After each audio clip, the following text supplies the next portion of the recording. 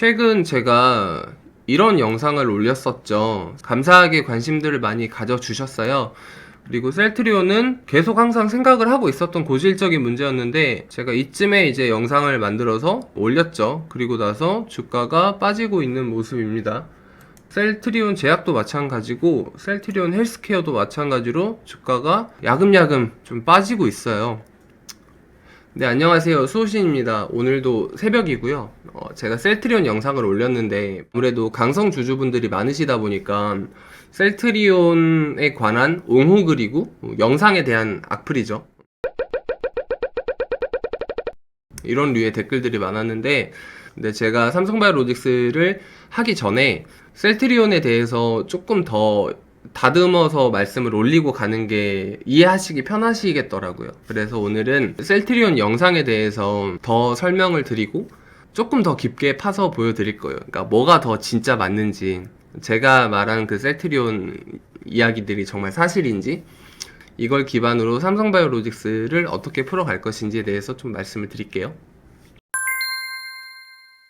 제가 셀트리온 영상에서 1부터 10까지 이렇게 단계적으로 말씀을 올렸는데 다들 그렇게 재고자산에만 꽂히셨어요. 그래서 재고자산을 그렇게 말씀을 하시더라고요. 선입선출이 어쨌니 재고자산은 바이오 시밀러는 원래 많다 이런 식으로도 말씀을 하셔가지고 단편적으로 재고자산만 해도 문제예요. 그런데 그 내면의 감춰진 문제에 대해서 말씀을 한 번 더 추가적으로 드릴게요. 셀트리온 헬스케어 매출액입니다. 2020년 3분기 기준으로 1조 2천억이에요. 그런데 재고자산이 1조 9천억이에요. 벌써 셀트리온 헬스케어의 매출액 대비 1배수가 아득히 넘은 재고자산을 가지고 있어요. 그리고 이러한 재고자산 문제는 단발성으로 있었던 게 아니라 고질적으로 계속 쌓여가고 있었던 문제였어요. 보통 재고자산이라는 게 바이오시밀러는 1년치를 갖고 있네, 6개월치를 갖고 있네, 이게 법적으로 정해져 있는 건 아니고 보통 내가 신약을 개발을 해서 물건을 장전을 해놓겠다 라고 하면 3에서 6개월 정도를 가지고 있는 게 공격적인 성향의 평균이고요. 내가 정말 이 신약으로 이 회사를 제대로 슛을 내보겠다, 한판 승을 거둬보겠다 라고 하면은 6개월에서 1년 정도 재고를 미리 장전을 해놓고 가는 경우들이 있습니다. 그런데 지금 셀트리온 헬스케어는 이미 그 밸류도 아득히 넘어섰죠. 야, CGMP 승인 받으려면 원래 재고가 많아야 된대. 셀트리온이 CGMP 인증을 2007년에 받았어요. 지금 2021년이니까 14년이 지났죠. 그리고 CGMP에서 말하는 기준들을 보시면 제약적 품질 시스템, 그리고 구역이나 장비에 관한 것들, 또 품질 조절 능력, 그리고 불만이나 생산품 리콜에 관한 그런 항목들이에요. 미국 FDA 실사 중에 자주 인용되었던 부분들을 보시면 품질 조절 유닛, 그 다음 생산 및 프로세스 조절 기능, 생산 및 공정 조절, 생산 및 공정 조절 설비, 이렇게 실사 중에 주로 보는 기준은 다 품질, 생산 시설, 공정 이런 것들이죠. 재고가 주가 아니라 해당 물량을 얼마만큼 안정적으로 잘 생산할 수 있는지 또 잘 유지할 수 있는지를 보는 거지 재고를 보는 게 아니에요. 그러니까 재고 실드 좀 그만 쳤으면 좋겠어요. 그리고 또 이렇게 이야기해요. 야, FDA랑 EMA에서 이 약에 대한 승인을 받으려면 안전 재고라는 게 필요하다고 하던데, 안전 재고가 아니라 셀트리온 헬스케어 정도면 초과 재고예요. 어떻게 저 물량이 안전 재고로 포장이 됩니까? 그러니까 맹목적으로 바이오시밀러가 재고자산을 엄청 많이 가지고 간다더라, 이건 아닌 거예요. 이미 재고자산 단편적으로만 봐도 틀렸죠. 말도 안 되는 비율이에요. 그리고 두 번째로 또 문제가 되는 게 셀트리온은 매출 82%가 내부 거래예요. 제가 말씀드린 게 셀트리온은 다 셀트리온 헬스케어에 넘겨요, 물량을. 이런 제약사가 없습니다. 그래서 제가 전 영상에서도 첫 번째로 꼽았던 문제가 셀트리온 내부 거래 비중이 압도적이다. 주요 상장 제약사 중에 비주유도 마찬가지고 이런 회사가 없어요. 대한민국에서 얘만 그렇습니다. 그래서 지금 공정위 규제를 받냐 안 받냐 이러고 있죠. 그 다음 세 번째로 매출 채권 현황이에요. 셀트리온이랑 녹십자는 매출액이 거의 비슷합니다. 1조 좀 넘겨요, 둘 다. 그런데 매출 채권 보면은 녹십자가 매출 채권이 엄청 많은 편인데 셀트리온이 거의 2배죠. 아니나 다를까 3등은 셀트리온 헬스케어입니다. 다른 회사들도 있는데 이걸 왜 말씀을 드리냐면 계속 말씀드리지만 재고자산도 그렇고 내부거래도 그렇고 매출채권도 그렇고 셀트리온만 그래요. 재고자산을 계속 언급을 하시길래 뭐 재고자산 선입선출이 어떻고 당연히 다 파이프 쓰죠. 라이프 쓰는 데가 어디 있습니까? 일단 주요 상장제약사 2018년 3분기 매출채권 및 회수기간 현황을 가져왔는데 여기에서 눈여겨보셔야 될 게 재고자산 회전율이에요. 지금 보시면 셀트리온 헬스케어가 여기 나와있죠. 재고자산 회전율 보시니까 어때요? 0.42죠. 다른 곳 한번 봐볼까요? 53, 55, 30, 75, 66 이렇게 해서 나온 게 합계 평균이 5.59죠. 거의 6에 육박합니다. 지금 다른 데를 다 봐도 재고자산 회전율이 이 언더로 가서 지금 0. 몇으로 표기가 된 게 셀트리온 헬스케어 밖에 없어요. 이건 무슨 말이냐면 그렇게 쌓아뒀던 재고자산이 안 돌아간다는 거예요. 다른 데는요? 다른 데는 다 잘 돌아가요. 합계평균 보시면 돼요. 그러니까 제가 영상을 찍고 말씀을 드리는 거예요. 다른 제약사는 다 괜찮은데 셀트리온 헬스케어만 문제가 되는 겁니다. 셀트리온에서 셀트리온 헬스케어로 재고를 덤핑을 하고 여긴 영업이익을 잡고 셀트리온 헬스케어에서는 그 재고 자산이 안 돌아가는 거예요. 1, 2년 고여있었던 게 아니잖아요. 고질적으로 이렇게 그래프 우상향하면서 아예 제대로 고여있어요. 그러니까 이게 처리가 될 수 있는 물량인가? 과연 활용이 될 수 있는 물량인가? 앞으로 회전은 돌아가겠는가? 이게 정말 재고 자산이 맞는가? 팔릴 수 있는 물건인가? 그 부분에 대해서 말씀을 드렸던 거예요. 그럼 또 이렇게 말씀들을 하실 거예요.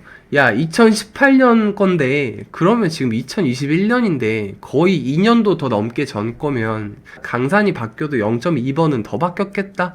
이렇게도 말씀하실 수 있으세요. 그래서 재고자산 회전율을 연도별로 좀 추적을 해봤습니다. 2018년 말에 재고자산 회전율 셀트리온 헬스케어 여전히 0.5회 보이고 있죠. 19년도에 변함없이 저조한 재고 회전율. 20년도 봤더니 이번에는 재고자산이 첫 감소했대요. 셀트리온 헬스케어가. 그래서 재고자산 회전율 역시 같은 기간 점점점 있어서 좀 리서치를 해봤어요. 그랬더니 여기에서는 3사 재고자산 합계를 이야기를 해요. 셀트리온 헬스케어가 재고자산이 너무 많으니까 셀트리온이랑 제약이랑 다 합쳐가지고 어떻게 비벼보겠다는 거죠.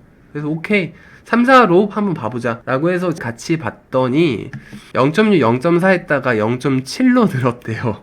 이거 어떠세요? 다시 한번 되돌아가 볼까요? 0.7이잖아요. 3사 합쳐서. 그럼 셀트리온 헬스케어면 저거보다 훨씬 더 언더겠죠. 근데 합계 평균이 거의 6에 육박했어요. 그럼 어떤 말이에요? 셀트리온 헬스케어의 재고자산 회전율이 2018년이 돼도 19년이 돼도 20년이 돼도 여전히 고여 있다는 말이죠. 이게 뭔가 안 되는 거예요. 어떻게 해볼 수가 없는 거예요. 보셔서 아시겠지만 딴 데 다 괜찮아요. 셀트리온 헬스케어만 문제입니다. 재고자산은 제가 이 정도로 말씀을 드리고요. 그러면 지금 회전 자체가 안 돌아가니까 선입선출이든 후입선출이든 이게 안 되는 거예요. 그리고 제가 말씀드렸다시피 다 파이프만 써요. 그러니까 선입선출 가지고 말씀 올리는 것 자체가 좀 이상한 거예요. 정리를 드리면 셀트리온 헬스케어의 재고자산이 안 돌아가죠. 안 돌아가면 재고자산 이야기는 이걸로 끝난 겁니다. 매출 대비 저런 재고자산이 없어요. 어마무시해요. 1조 2천억이 매출인데 거의 2조 넘게가 재고가 잡혀 있어요. 그렇다고 얘네가 1년 내내 재고만 칠 것도 아니잖아요. 그동안 공장은 안 돌아가나요? 공장 돌아가요.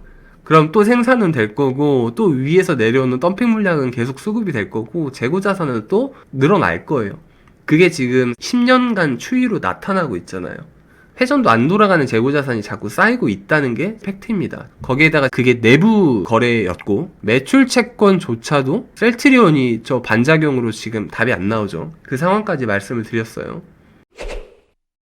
그리고 제가 마지막으로 말씀을 드렸었는데 셀트리온 헬스케어는 바이오시밀러 회사가 아닙니다. 제약회사가 아니에요. 셀트리온이라는 바이오시밀러사에서 나온 제품을 받아서 해외에 판매해주는 그냥 해외 판매사예요. 회사가 코어가 뭐가 있습니까? 그냥 판매사인데 영업 잘하고 판매 잘해서 약 팔아야 되는 애들이잖아요. 그런데 영업활동을 하는 현금 흐름이 플러스 난 역사가 없어요. 계속 돈을 까먹고 있어요. 현금 흐름이 안 들어오고 있잖아요. 재고는 쌓이고. 그럼 여기에서 무슨 변명의 여지가 있겠냐는 거죠. 이 부분을 제가 궁극적으로 말씀을 드렸던 거예요. 매출은 늘고 영업이익은 느는데 재고자산으로 원가를 조절을 해서 합법적이지만 고의적인 재무 마사지가 들어간 그런 양아치 같은 수법으로 영업이익을 부풀렸죠. 그리고 재고자산은 돌아가지도 않죠. 영업활동에 대한 현금 흐름은 당연히 마이너스죠. 그러니까 제가 말씀을 드린 거예요. 전 제약사 중에 셀트리온 헬스케어만 이러니까, 셀트리온만 문제가 되니까. 저나 금융계에 종사하시는 다른 분들이나 회계사 분들이나 이 문제를 굳이 까겠습니까? 공매도 쳤다고 하시는데 저 공매도 안 쳤어요. 셀트리온 주식 매수한 적도 없고 공매도 친 적도 없습니다. 그런데 그냥 이렇게 말씀드리는 게 다른 분들도 마찬가지시겠죠. 어떤 회계사분도 어떤 금융투자 기관에 계셨던 분들도 저처럼 말씀을 줄곧 해 오셨던 이유가 하는 짓이 너무 심하니까 이런 정보는 모두가 알아야 될 필요가 있다라고 해서 그냥 말씀드리는 거예요. 지금 여기에서 셀트리온은 바이오 시밀러 회사가 맞죠. 근데 셀트리온 헬스케어는 개발 없어요. 생산 없어요. 그냥 판매사입니다. 얘네가 여기로 물건을 떼주고 받아서 그냥 판매하는 판매사예요. 코어나 이런 게 있는 게 회사가 아니에요. 셀트리온은 여기로 물량을 넘겨서 영업이익을 잡고 매출 채권을 잡고, 셀트리온 헬스케어는 여기에서 재고를 잡고 영업이익을 부풀리고, 그리고 나서 재고자산 회전은 안 들어오고 현금은 당연히 들어온 역사가 없고, 이렇게 이야기가 되는 거예요. 그래서 셀트리온이 합병이 되고 난 이후에는 여기 고여있는 재고자산이 당연히 상각이 돼야겠죠. 제가 여기까지 팩트체크를 해드렸는데 믿으실 수 없으신 분들은 저도 아쉽게도 이 이상의 정보는 공급을 해드릴 수가 없고요. 다음 영상에서는 제가 삼성바이오로직스랑 삼성바이오에피스, 미리 말씀드리지만 결이 다릅니다. 삼성바이오로직스는 CDMO를 지향하는 CMO 업체고요. 삼성바이오에피스는 그냥 바이오 시밀러 회사예요. 셀트리온처럼. 그러니까 헬스케어랑은 결이 많이 다르죠. 하지만 요청 주신 대로 두 회사를 셀트리온이랑 같은 방식으로 분석을 해서 말씀을 드릴 거예요. 마지막으로 하나 드리고 싶은 말씀이 있는데요. 제가 이때 영상 올리면서 처음에 그렇게 말씀드렸어요. 여러분, 이 영상은 셀트리온의 주가가 오를지 떨어질지 맞추는 영상이 아닙니다. 이 영상은 주가 예측하는 영상이 아니에요. 그래서 오늘 또 이 얘기를 왜 드리냐면, 제가 이때 영상 올렸는데 만약에 40만원 넘었어요. 근데 제가 그때 가가지고 셀트리온 주가 올랐잖아. 에? 저 그거 주가 오를지 떨어질지 맞추는 영상 아니었는데요? 이러면 너무 변명 갖고 웃기잖아요. 그래서 제가 셀트리온이 주가가 계속 빠지고 있는 이 와중에 다시 말씀을 드리는 거예요. 이 셀트리온 영상은 주가를 맞추는 영상이 아닙니다. 제가 이 말씀을 왜 드리냐면 여러분들이 알고 계신 셀트리온의 호재들이 있을 거예요. 그리고 믿고 싶은 그런 구간도 있으실 거고. 근데 제가 내부적으로 잘 알 수 없는 이런 정보들을 공유를 해드렸잖아요. 그 두 가지를 잘 버무려서 투자 판단을 하셔야 되는 거죠. 이게 정말 좋은 주식일까? 투자를 해도 될까? 만약에 그 판단이 서지 않으시다면 사실 셀트리온 가지고는 주식 투자를 하지 않으시는 게 가장 현명한 길이었던 거죠. 야, 그러면 셀트리온 안 사면은 뭐 이거 어떻게 이미 물려있는데 그러면 이런 거 말고 뭘 사야 돼? 셀트리온은 제가 제약바이오니까 그 주식 초보가 접근하면 안 될 4가지 섹터에 들어간다고 말씀을 드렸죠. 그러면서 쉬운 주식으로 쉽게 돈 벌 수 있는 방법을 계속 말씀을 드리고 있어요. 그 와중에 제가 영상을 올렸죠. 이거 GS 리테일 쉬운 주식이니까 제가 쉽게 분석을 해드렸죠. 그럼 쉽게 사서 장 빠져도 그냥 쉽게 올라요. 제가 KG 동부제철도 기간산업에 해당하는 굉장히 쉬운 주식이라고 인사이트 다 말씀드렸죠. 근데 얘도 장 빠져도 그냥 쉽게 오르잖아요. 그러니까 쉽게 사서 쉽게 올라서 쉽게 돈 버는 거예요. DB손해보험은 제가 정말 입이 닳도록 말씀드렸죠. 이거 100명 중에 99명이 다 먹을 수 있는 주식이다. 이거 꽁돈이다. 무조건 챙겨가야 된다. 이렇게 말씀을 드렸죠.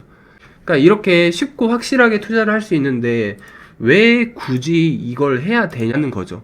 지금 이렇게 뭔가 불확실성이 산재해 있고 너무 골치 아픈데 이런 주식을 대체 왜 해야 되냐는 거예요. 제가 드리는 말씀은.